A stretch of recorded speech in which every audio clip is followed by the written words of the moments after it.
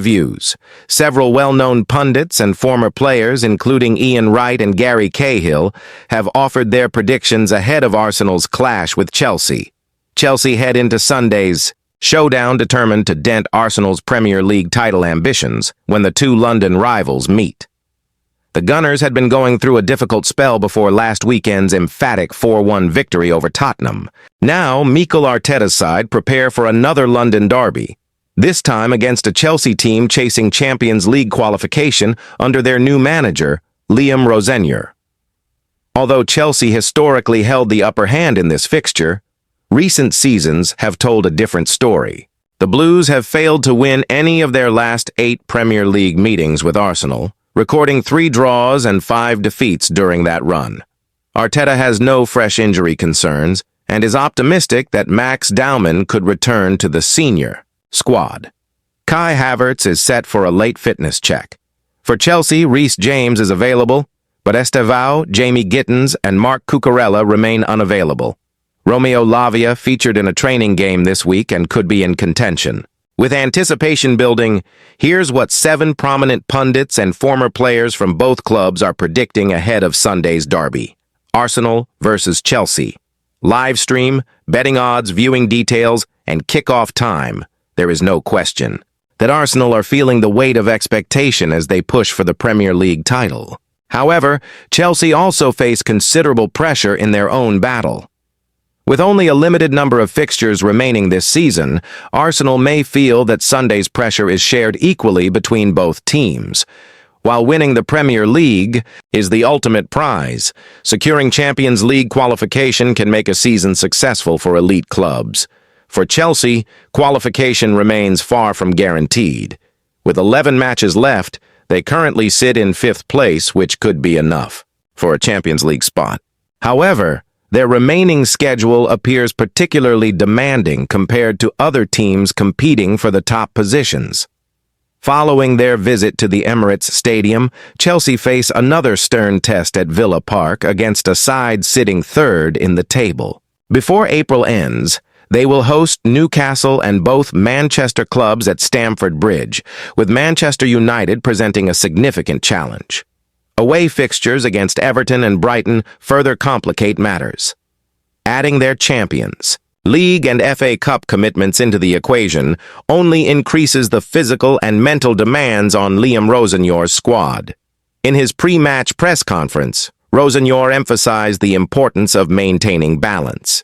He stated that his priority is ensuring the players remain physically and mentally fresh. He noted that training performances have been strong this week and stressed the need for calmness and consistency. He also expressed confidence that Chelsea belong in the Champions League, highlighting the progress made since he took over when the team was 8th. The financial implications of Champions League qualification are substantial. When Chelsea missed out previously, winning the Conference League brought in around $25 million. Simply qualifying for Europe's top competition would generate significantly more, with further rewards available for advancing deep into the tournament. Last season, Liverpool reportedly earned around $115 million for reaching the round of 16. Financial matters have become even more relevant following UEFA's 2025 Club Finance and Investment Landscape Report, which indicated that Chelsea recorded the largest pre-tax loss in English football history over the previous year. Although Chelsea's official accounts for that same period have not yet been published, UEFA's assessment highlights the financial pressures facing the club. Chelsea continued to carry significant financial commitments due to long-term player contracts and substantial transfer investments. Additionally, revenue streams have not been fully optimized, as shown by the recent announcement of a new shirt sponsor only this month. Given these factors, securing Champions League income would provide a major financial boost. Rosenior, however, remains focused solely on football matters. He stated that his responsibility is to strengthen the team and pursue victories, leaving financial discussions to club ownership and executives.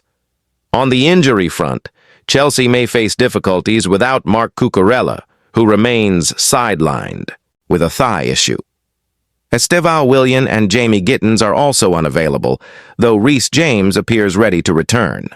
Romeo Lavia continues his recovery but may soon be fit enough to feature.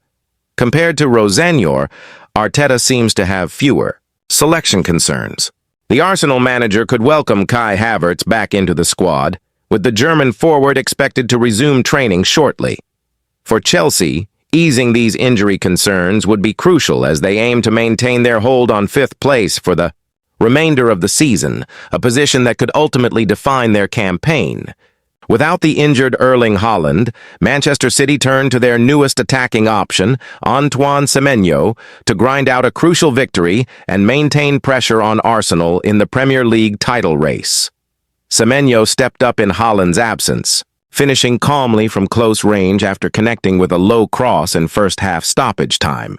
That decisive goal secured a 1-0 win over Leeds at Elland Road and reduced the gap to Arsenal to just 2 points. Since arriving from Bournemouth in January, Semenyo has now scored 6 goals in 11 appearances, quickly proving his value.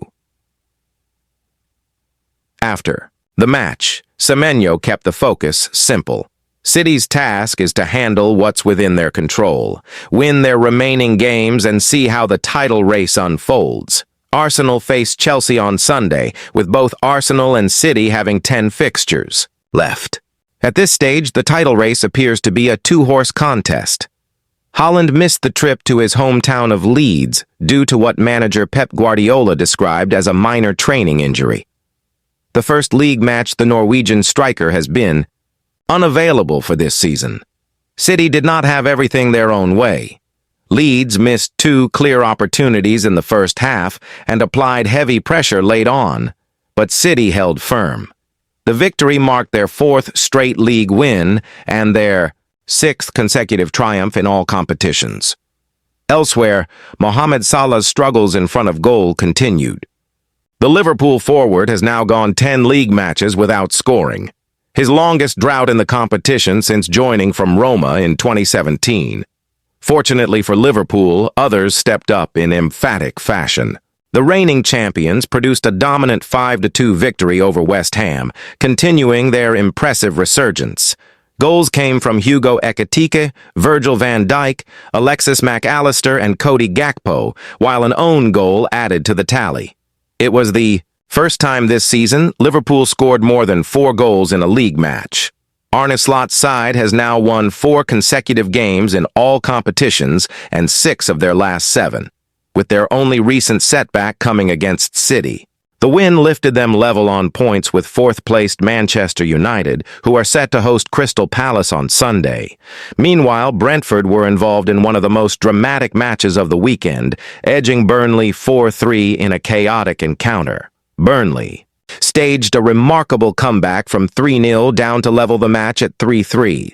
However, their hopes of completing the turnaround were dashed when Zian Fleming had a goal ruled out for a marginal offside decision.